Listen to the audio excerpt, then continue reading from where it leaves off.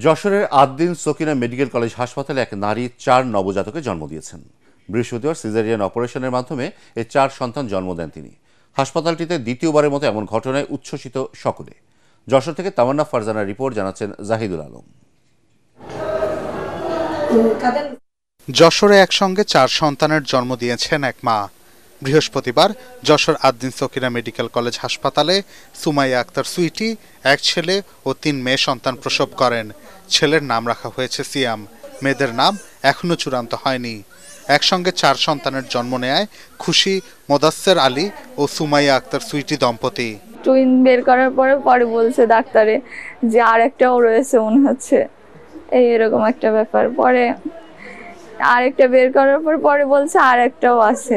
আল্লাহ সাহায্য করবে, আমার যা সামর্থ্য আছে আমি চেষ্টা করবো আমার সন্তানদের ভালোভাবে মানুষ করার।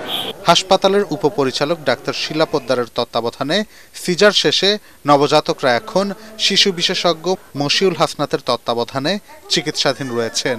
সিজার করার পরে দেখা গেল যে একটা ছেলে এবং 3টে মেয়ে। আল্লাহর একটি লাখ লাখ শুকরিয়া যে মা এবং তাদের পরিবার খুবই খুশি। বর্তমানে মা এবং বাচ্চা দুইজনেই ভালো আছে।